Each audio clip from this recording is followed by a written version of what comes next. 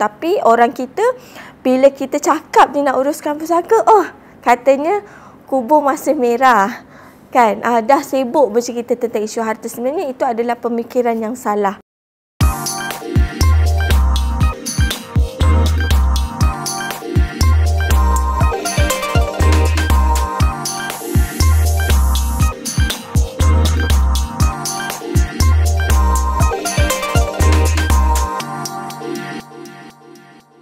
Pewarisan dalam Islam ni melibatkan harta pusaka, melibatkan perancangan harta dalam harta seseorang lah, orang Islam terutamanya, dan juga mungkin melibatkan juga harta orang yang bukan Islam ataupun mu'alaf dan sebagainya.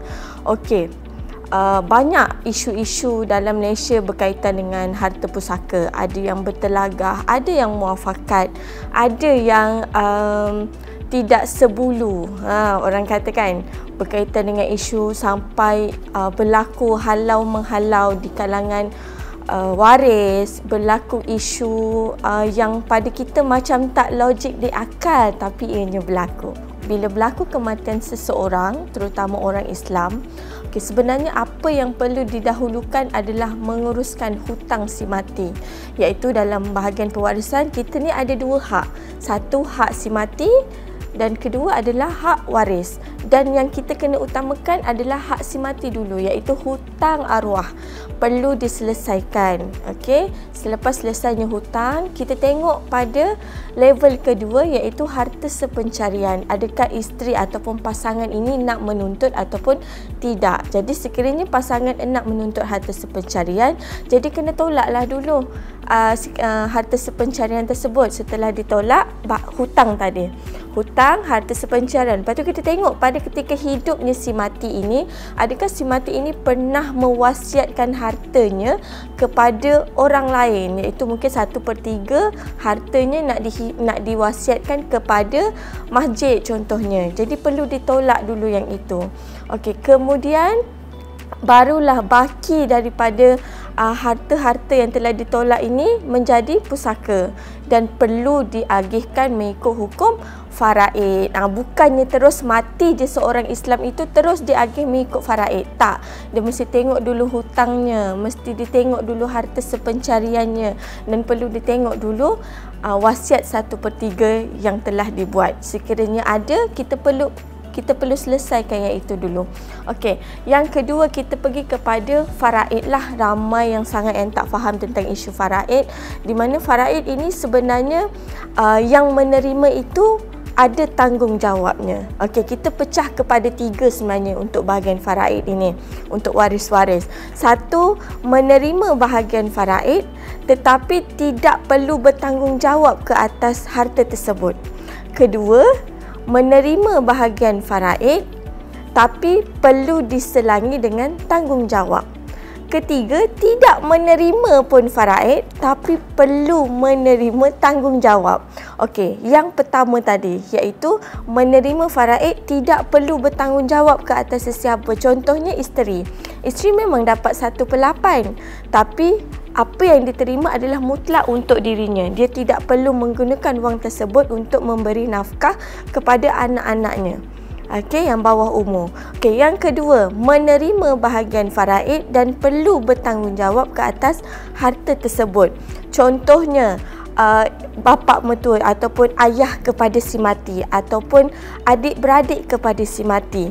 Menerima bahagian faraid perlu menanggung nafkah kepada anak-anak yatim yang ditinggalkan itu tadi. Yang ketiga, tidak menerima bahagian faraid tetapi perlu memberi nafkah kepada anak yatim. Contoh situasi, si mati meninggalkan anak lelaki. Ibu ayah pun dah memang tak ada. Waris faraidnya hanyalah isteri dan anak-anak yatim tadi. Kalau ikutkan adik-beradik memang tak ada bahagian. Betul, sebab ada anak lelaki yang telah blok daripada adik-beradik itu terima bahagian faraid tersebut. Tapi disebabkan anak lelaki itu di bawah umur, masih tidak boleh bekerja, masih tidak boleh memegang duit dan sebagainya. Jadi sebagai adik-beradik si mati dan lelaki, adik-beradik ini perlu menanggung nafkah anak tersebut, dari sisi duduk sekolahnya, makan minumnya dan sebagainya. Ramai orang kita masih tak faham apa itu wasiat. Sebenarnya dalam Islam, wasiat ini adalah wasiat kepada bukan waris, dan takat pemberian hanyalah setakat 1/3 harta sahaja. Itu pun setelah ditolak hutang dan setelah ditolak harta sepencarian jika pasangan menuntut. Ada lebihan, adalah wasiat 1/3 itu tadi. Dan tidak boleh seseorang itu mewasiatkan hartanya kepada waris faraidnya. Sebab itu kita kena clear tentang isu siapa waris faraid sebelum kita merancang harta. Okey, sekiranya kita nak mengikut wasiat yang dibuat, contohlah si mati ini mungkin dia tak tahu yang wasiat ini tidak boleh diberikan kepada waris dan dia pun buat. Jadi boleh nak ikut, tapi dengan syarat waris-waris faraid tadi mesti dengan jelas mengetahui bahagian faraid yang diterima. Kemudian barulah dia boleh bertaharuj untuk mengikut wasiat yang telah dibuat. Contoh, si mati nak wasiatkan rumah tersebut kepada anak perempuan dan anak lelakinya secara sama rata. Jadi anak lelaki ini tadi, sebelum dia setuju dengan wasiat yang dibuat kepada dia tadi, dia kena tahu dengan jelas berapa bahagian faraid yang dia terima. Kemudian barulah dia boleh bersetuju ataupun tidak, terpulang kepada dia sendiri. Okey, yang ketiga adalah berkaitan dengan hibah. Hibah ini sebenarnya pemberian kasih sayang yang kita boleh bagi dekat sesiapa pun. Tiada takat. Kan biasanya kita dengar ada orang kata hibah ni ada takat pemberian, dan sebenarnya tak ada. Dia boleh bagi banyak mana yang kita nak dan boleh bagi kepada sesiapa sahaja. Dan hibah ini bukanlah menidakkan hukum faraid, tidak, tapi dia adalah memudah carakan seseorang ataupun si mati maupun waris untuk menerima harta tersebut. Kan kita masa kita hidup terpulanglah kepada kita untuk bagi kepada siapa harta yang kita nak. Tidak ada istilah hibah menolak hukum faraid, kerana hibah ini kita buat semasa kita hidup. Tiada yang paksa kita untuk memberikan harta kita kepada sesiapa yang kita mahu. Okey, so sebenarnya walaupun pakcik-makcik ini melepaskan bahagiannya kepada anak-anak yatim ini, tidak bermakna dia juga terlepas tanggungjawab. Dia mesti dan masih kena berpegang kepada tanggungjawab yang perlu dipertanggungjawabkan. Contohlah, setiap kali budak tu nak sekolah, still kena bagi juga duit sekolah, still juga kena bagi nafkah makan dan minum kepada anak tersebut. Dan sekiranya anak itu nak berkahwin, masih juga perlu menjadi wali lah terhadap anak-anak yatim tersebut. Cumanya benda ni dia boleh berbincang kepada balu si mati, sebab yelah kita ni pun faham situasi mungkin waris ini bukanlah orang senang. Kan dengan cara dia melepaskan hak, perbincangan dibuat mungkin okey, saya melepaskan hak, jadi saya ni boleh tak kalau saya tak bagi nafkah ataupun tidak memberi nafkah bulanan ataupun tidak memberi duit sekolah. Gunakanlah duit yang saya dah lepaskan tadi untuk sekolah anak-anak ini. Itu boleh, tak ada masalah. Okey, sekiranya suami nak berkahwin lain, kita boleh tuntut harta sepencarian yang kita rasa memang kita ada memberi sumbangan sepanjang proses perkahwinan kita tu. Kebanyakan orang kita mengatakan okey, suri rumah tidak boleh menuntut harta sepencarian, kononnya tidak ada sumbangan kan terhadap perkahwinan tersebut. Sebenarnya kita tengok, walaupun dia adalah suri rumah, tapi siapa yang menyediakan makanan di dapur? Siapa yang membasuh baju? Siapa yang menyediakan anak? Siapa yang menjaga anak, hantar anak pergi dan balik sekolah? Itu adalah sumbangan secara tidak langsung yang diberikan oleh pasangan. Jadi sebenarnya ia boleh dituntut. Cuma proses tuntutan itu perlulah dibuat di mahkamah syariah. Jadi apa segala perancangan yang kita nak buat, kita mesti tahu dengan jelas siapa waris faraid kita, siapa yang kita nak beri, okey, bagaimana cara kita nak buat, dan apakah rukun dan syarat yang perlu kita ikut. Di Malaysia kita ada 3 institusi yang menguruskan pusaka lah. 1, Amanah Raya. kedua pejabat pusaka kecil, dan ketiga Mahkamah Tinggi Sivil. Sebenarnya isu urusan pusaka tidak diuruskan, urusan harta terbeku, sebenarnya punca utama adalah kos. Setelah bertahun-tahun saya bekerja dalam bidang pewarisan, saya menguruskan harta. Kebanyakan waris ni bukanlah tak nak uruskan pusaka tersebut, tapi mereka tak ada duit nak uruskan, mereka tak ada masa nak uruskan, dan mereka terlalu busy ataupun tak ada ilmu. Dan satu lagi isu besar yang tak dapat dibuat adalah untuk mendapatkan muafakat waris. Muafakat waris ni sebenarnya sangat susah, di mana waris ni kadang-kadang bila kita nak uruskan pusaka, dia kata kita gila harta. Sedangkan urusan pusaka itu perlu dibuat dengan cepat. Kalau boleh berlaku sahaja kematian, terus esok atau lusanya terus perlu diuruskan pusakanya, kan. Tapi orang kita, bila kita cakap dia nak uruskan pusaka, katanya kubur masih merah, kan. Dah sibuk bercerita tentang isu harta. Sebenarnya itu adalah pemikiran yang salah. Sebenarnya memang kalau boleh mati je, si mati tu selepas je kita ke bumi, terus je kena duduk bincang tentang isu harta itu tadi. Supaya tidak berlaku kematian berlapis. Sebab hari ni kita tak tahu mati tu bila, kan. Contoh hari ni mungkin si mati ni mati, esoknya mungkin anak dia pula mati ataupun mak ayah dia pula meninggal. Kita tak tahu itu berlaku. Jadi kita takut waris ini bila kita lambatkan urusan pusakanya akan wujud kes memakan hak orang lain. Jadi bila kita faham tentang isu memakan hak orang lain ni, haramlah hukumnya, betul? Sebenarnya kebanyakan orang Malaysia, terutama orang Melayu, mempunyai harta melebihi 2 juta. Tapi yang kaya itu mereka lah, waris-waris kebanyakannya masih di bawah umur. Kebanyakan juga mereka ini, terutama si suami, bila hartanya banyak, bila dia rasa dia mampu, dia akan minta isterinya untuk jadi suri rumah. Tapi kesilapannya adalah dia tidak percaya dengan isterinya dan juga mungkin terlalu memandang rendah terhadap isteri. Ataupun isteri ni dia terlalu terasa seakan boleh berdikari. Contoh, boleh buat kuih di rumah, boleh bekerja dari rumah sehingga tidak minta nafkah kepada suami, sehingga suami ini terasa tidak perlu memberi nafkah ataupun tidak perlu menyediakan tabungan untuk pusakanya.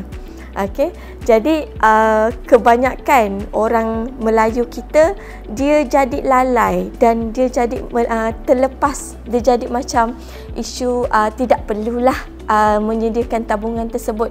Berbeza dengan bangsa lain, yang terutama bangsa Cina yang kebanyakan saya jumpa, mereka ini kebanyakannya dah pun ada tabungan pusaka, di mana mereka dah pun siap-siap melantik lawyer untuk menguruskan pusaka mereka. Sebab tu kebanyakan orang kita selalu dengar Cina kalau mati senang. Tak ada dah nak bergaduh-bergaduh ni, susah sikit. Jarang kita dengar sebab mereka dah pun ada dah perancangan mereka sendiri. Sebegitu juga Cina kalau mati, kita tahu orang Islam kalau meninggal, urusan pusaka dari sudut kos pengebumian tidak semahal macam mana Cina meninggal, Cina mati. Tak sebanyak macam mana Cina mati. Jadi Cina ni dia dah faham dah, dia memang kena sediakan duit yang banyak kalau nak mati. Tapi Melayu, disebabkan kita ni banyak khairat kematian dan sebagainya, kita rasa macam tak perlulah sediakan pun tak apa, akan ramai nanti orang sedekah, kan. Tapi dia tak fikir kesan akan datang. Sebenarnya benda tu tak membantu pun. Lagi-lagi kita dengar isu berkaitan dengan isu halau. Saya dapat banyak kes balu di mana suaminya pada ketika hidup memang berduit, kaya, berkerjaya, kan. Tapi isteri suri rumah, suami ni tak bagi pun duit dekat isteri untuk simpan. Tapi memang dalam akaun dia banyak lah. Yang akaun suami ni memang banyak, tapi akaun isteri tak ada. So bila berlaku kematian, kebanyakan keluarga suami ini dia memandang balu ini masa hidupnya hanya menghabiskan duit anaknya, hanya menghabiskan duit adik-beradiknya, kan. So mereka menganggap balu ini tidak perlu diberi wang yang banyak sebab takut nanti balu ini kahwin lain dan suami barunya akan menumpang senang terhadap harta si mati. Sedangkan balu ini dia ada anak-anak yang perlu ditanggung. Okey, jadi banyaklah isu di mana waris-waris si mati ini menuntut bahagian faraid dan sebagainya. Saya tidak menyalahkan mereka untuk menuntut. Ia adalah hak. Hak tetap hak. Saya tak nak sentuh isu hak. Tapi bila saya nak sentuh isu tanggungjawab, contoh, anak-anak itu di bawah umur, masih bersekolah. So, sepatutnya secara ringkas ataupun secara dalam Islam sekalipun mengatakan bahawa bila berlaku sahaja kematian seorang ayah mempunyai anak yang di bawah umur ini, keluarga si mati nak tak nak kena bagi nafkah kepada anak-anak ini. Tapi berapa ramai hari ini keluarga si mati memberi nafkah kepada anak-anak? Haknya diambil. Hak ambil, tak ada masalah, saya tak nak petikai. Tapi hak anak-anak ini, nafkahnya, kenapa tidak diberi? Kenapa tidak tidak langsung bertanya khabar kepada ibu tunggal ini tentang keperluan anak-anak si mati ini? Apa yang saya perlu tekankan kepada masyarakat Islam di luar sana, tolonglah bila isteri minta rancang harta, bila isteri kata bang tolonglah buat hibah pada saya, tolong ambil takaful, kan, hibahkan takaful itu kepada saya. Kita ada rumah ni bang, tolonglah, kalau tak nak hibahkan kepada saya, hibahlah kepada anak-anak. Sebenarnya isteri ni dalam keadaan takut kehilangan anda. Isteri ni bukan gila harta, cuma dia takut sebarang kemungkinan boleh berlaku, sebarang apa orang kata, perubahan hati seseorang boleh berlaku. Ia boleh berubah hanya kerana seposen. Percaya cakap saya, hanya kerana seposen memang perbalahan itu dan perebutan harta itu boleh berlaku. Okay, pemegang amanah ini hanyalah sebagai, orang kata pentadbir, kan, dalam bahasanya pentadbir, iaitu pemegang amanah, di mana pemegang amanah ini perlu mengagihkan harta itu kepada waris mengikut hukum faraid. Ia adalah bukan haknya. Contoh kita isukan tentang isu KWSP, ada pentadbir. Banyak sangat pentadbir yang merasakan bahawa bila seseorang ini melantik dirinya sebagai pentadbir, oh, harta ini akulah yang punya. Ibarat durian runtuh yang diterima, tak payah kerja dapat duit pak selebuk kan. Okey, sedebuk dapat. Okey, so mereka ini merasakan hak itu adalah haknya. Terutama saya melihat banyak suami-suami meletakkan pentadbir ini adik-beradik dia ataupun letakkan ibu dan ayah. Kebanyakan ibu dan ayah ni dia tak faham apa itu pentadbir. Okey, apa itu pemegang amanah. So mereka merasakan bahawa okey, anak aku letak nama aku, jadi mungkin ini anak aku bagi dekat aku. Mungkin ada reason kenapa anak aku tak bagi dekat isteri dia. Okay, dia tak bagi dekat anak-anak dia. Mungkin ada sebab. Tanpa dia faham sebenarnya dia ini hanyalah sebagai pemegang amanah yang wajib agihkan duit tersebut mengikut hukum faraid. Dan sebenarnya dia kena tahu dulu proses pusaka tadi yang saya ada bagi tahu tadi berkaitan dengan isu hutang si mati. Sebenarnya duit KWSP ni sangat bagus untuk digunakan untuk menyelesaikan hutang si mati. Okey, sebenarnya keperluan, sebab KWSP sendiri dah keluarkan kenyataan bahawa KWSP ini adalah harta pusaka. Bila kita sebut sebagai harta pusaka, kita kena tahulah proses flow pengurusan pusaka yang asal tadi. Perlu diselesaikan hutangnya dulu. Cumanya KWSP ini tidak boleh dituntut sebagai harta sepencarian. Sebenarnya dah pun ada kenyataan yang dikeluarkan. Sebenarnya sekiranya kita meletakkan nama anak yang di bawah umur, apabila berlaku kematian sahaja, sebenarnya benda tu akan terbatal dengan sendirinya. Jadi tidak boleh sebenarnya meletakkan nama anak yang di bawah umur sebagai pemegang amanah lah, ataupun sebagai penama. Isu waris berlapis ni sebenarnya sangat banyak dekat Malaysia. Sebab orang kita, macam saya cakap tadi lah, suka bertangguh. Okey, menganggap bahawa contohlah ayah meninggal, mak ada lagi. Jadi pada diorang, mak ni ada lagi, tak payahlah nak uruskan pusaka dulu, tunggulah nanti mak meninggal. Tiba-tiba bukan mak yang meninggal, tapi anak yang meninggal.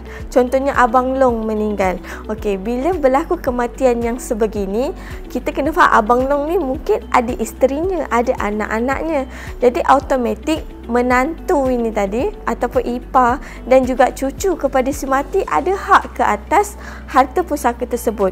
Dekat sinilah berlaku perbalahan di mana kebanyakan anak-anak si mati yang lain tidak boleh menerima hakikat bahawa iparnya, anak buahnya tadi ada hak ke atas harta ayah dia tadi.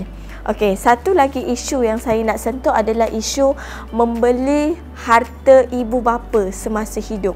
Banyak kes berlaku di mana masa ketika hidup, anak ini, salah seorang anak beli tanah, contohnya beli tanah, beli rumah mak ayah. Okey, kemudian berlakulah mungkin proses penukaran nama. Ada juga yang tidak berlaku proses penukaran nama, tapi bagi duit je dekat mak ayah. Okey, bila berlaku sahaja kematian pembeli, anak yang membeli harta itu, adik-beradik lain ini menganggap harta itu adalah harta bapa dia.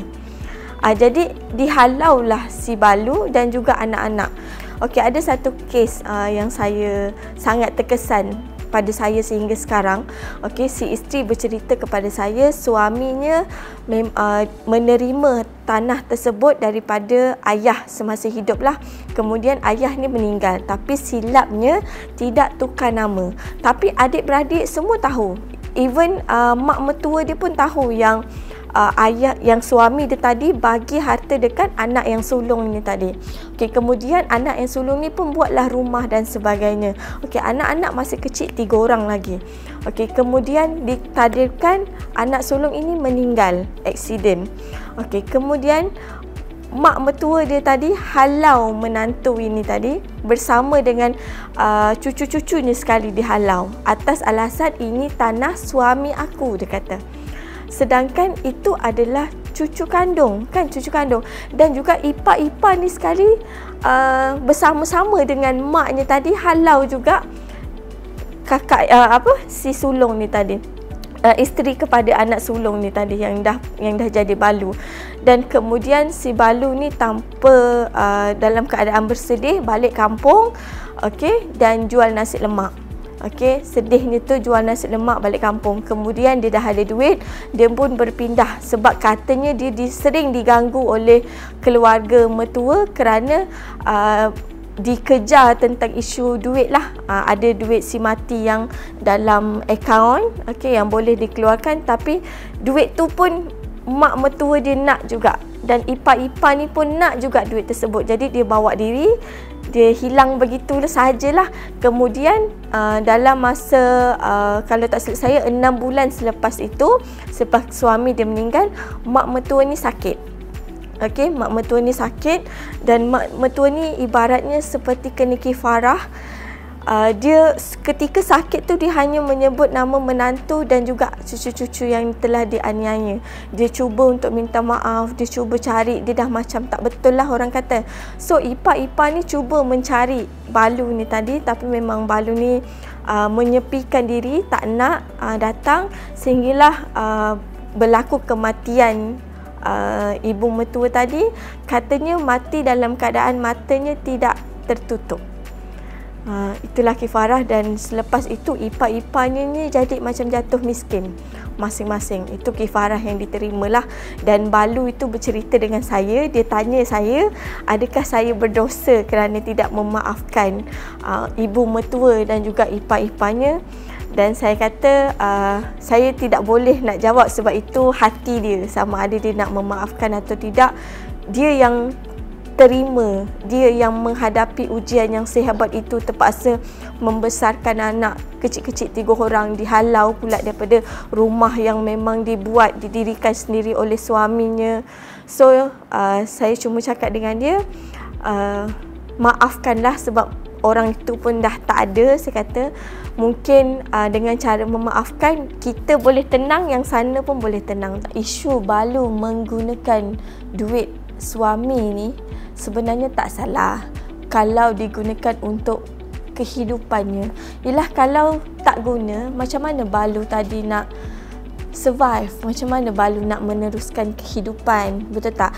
Dan sebenarnya pada saya lah, sebenarnya Balu ni sebelum dia nak menggunakan duit tersebut, dia perlulah minta izin sebenarnya, okey, secara orang kata lebih teratur, lebih beradab. Kan orang kata lebih beradab.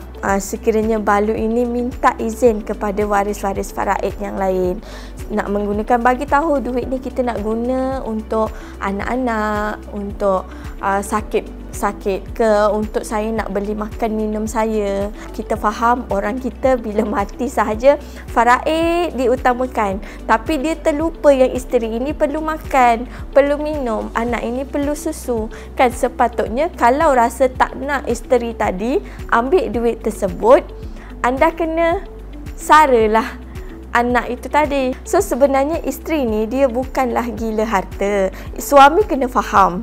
Okey, suami kena faham satu yang saya selalu kata, kami ni isteri bukan cacing dalam batu yang dalam apa orang kata hidup dalam batu pun boleh makan, kan? Sebenarnya tidak. Okey, suami kena faham kat situ. Dalam kehidupan, duit itu nak tak nak memang kita kena sediakan. Dan suami kena faham pada takat anda akad nikah tu ada lafaz yang anda sebut di mana anda perlu menafkahi, perlu menyediakan makan dan minum isteri anda perlu menyediakan rumah untuk isteri dan anak-anak anda. Dekat situ sepatutnya anda dah faham, anda dah clear tentang isu tanggungjawab, dan sepatutnya sekiranya isteri anda kata bang tolong buat hibah, anda dah faham bahawa sebenarnya isteri anda takut kehilangan anda, bukan gila harta. So nasihat saya kepada suami-suami di luar sana, tolong buang pemikiran isteri gila harta. Tolong buang pemikiran pandai-pandailah nanti waris aku urus. Tolong buang pemikiran waris aku baik-baik sahaja. Tolong buang pemikiran keluarga aku pasti akan bantu. Sebenarnya dalam perancangan harta, contoh hibah, hibah ni dia ada beberapa jenis. Okey, hibah mutlak, hibah rukbah, hibah umrah, hibah bersyarat. Okey, sebenarnya dalam apa yang saya amalkan adalah hibah bersyarat lah, di mana suami ini, kita boleh minta suami ini hibahkan hartanya kepada kita, tapi dengan syarat sekiranya kita mati dulu, harta itu tadi boleh balik semula kepada isteri. Sebenarnya hibah yang sebegitu ada. Okey, dengan syarat-syarat yang sebegitu kita boleh letak supaya penerima hibah ini tidak menjual harta tersebut, kan? Hibah ini kita boleh supaya anak itu tadi mentaati kita sebagai ibu bapa sekiranya kita hibahkan kepada anak. Dan sekiranya kalau kata kita hibahkan kepada anak, anak meninggal dahulu, harta itu boleh pulang kebalik kepada kita sebagai ibu bapa. Ia sebenarnya dibolehkan. Saya kisahkan tentang satu kisah yang saya orang kata masih barulah fresh. Okey, di mana suami ini meninggal kerana COVID. Okey, sepasang suami isteri ini memang dua-dua kena COVID, so dua-dua dimasukkan ke hospital lah. Okey, cumanya suami ini ditakdirkan Allah meninggal dunia, dan mereka ini dikurniakan 6 orang anak yang masih bersekolah, yang sulung pun baru 21 tahun di universiti dan sebagainya. Jadi dikisahkan, okey, semasa proses pengebumian, proses menguruskan jenazah diuruskan oleh pihak keluarga lelaki lah. Jadi apa yang dikisahkan adalah semua duit-duit yang diterima oleh keluarga ini diambil semua oleh keluarga suami tanpa diberikan kepada isteri. So isteri ni bila keluar sahaja daripada hospital, dia jadi seakan katanya saya ni jadi balu miskin, sedangkan hakikatnya suami saya kaya. Okey, dan kemudian saya dibiarkan terkontang-kanting dan keluarga suami sibuk tentang isu harta suami saya. Itu yang dikatakan lah. Okey, kemudian dipaksa untuk menguruskan pusaka dan sebagainya. Dan tapi tanggungjawab terhadap anak-anak si mati langsung tidak pernah diambil tahu, sehingga kan balu ini terpaksa minta belas ihsan daripada jiran-jiran. Daripada sebelum ni orang kata nak kata susah tu tidaklah susah, bak kata makan minum semua suami yang tanggung, kemudian terpaksa jual nasi Arab untuk menyara anak-anak atas ihsan daripada jiran-jiran. So sehinggalah sekarang saya diberitahu rumah dan semua harta dituntut oleh pihak mertua. Jadi isteri ini berkemungkinan tinggi terpaksa menjual 2 daripada 3 rumah yang dimiliki oleh suami untuk membayar, untuk memberi bahagian faraid si ibulah. Dan sebenarnya isteri ni tak kisah pun berkaitan dengan isu hak, sebab hak tetap hak. Okay. Saya pun sering kali cakap dengan Balu supaya berilah hak tersebut kepada ibu si mati, tak ada masalah. Cumanya tolong educate ibu mertua tadi, educate ipar-ipar berkaitan dengan isu nafkah anak-anak. Tapi malangnya bila diminta nafkah berkaitan dengan anak-anak, mereka semua mengatakan bahawa itu anak kau sendirilah tanggung. So itulah yang buatkan saya rasa kesian kepada Balu, dan saya rasa macam kalau kita baca di komen-komen FB berkaitan dengan isu tanggungjawab ni, memang itulah yang kita hadapi, memang itulah yang kita dengar, di mana keluarga suami yang dah meninggal ni kebanyakannya memang tak fikir langsung tentang isu nafkah anak-anak. So ia sangat menyedihkan. Jadi para suami di luar sana, tolonglah educate keluarga sendiri, tolong educate adik-beradik berkaitan dengan isu memberi nafkah kepada anak yatim ni. Nasihat saya lah kepada masyarakat di luar sana, bila kita bercakap tentang isu hak faraid, tidak mengira umur lah, orang kata tak kisahlah berapa pun umur ibu dan ayah tersebut, kan, tidak kisahlah berapa umur Balu ataupun berapa umur pasangan, suami maupun isteri. Kita ni hak tetap hak. Kita tak boleh nak judge ataupun kita tak boleh nak pertikai sekiranya mak ayah tersebut menuntut, sebab itu adalah harta anak mereka. Cuma yang kita kena fahamkan mereka adalah tentang isu tanggungjawab. Begitu juga Balu ataupun suami, ibu dan ayah itu tadi, ibu dan ayah kepada si mati ataupun adik-beradik si mati tidak boleh nak menidakkan hak si Balu untuk menerima bahagiannya, tidak boleh menidakkan hak suami si mati untuk haknya. Kita jangan fikir oh nanti dia akan guna untuk kahwin lain dan sebagainya. Kita tak boleh. Pemikiran tu kita kena jauhkan, sebab hak tetap hak. Begitu juga dengan hak anak-anak. Kita tak boleh nak cakap oh anak tu masih kecil lagi, dia tak boleh pegang duit, nanti ibunya ambil ataupun ayahnya ambil duitnya atau guna dan sebagainya. Kita tak boleh ada pemikiran yang begitu.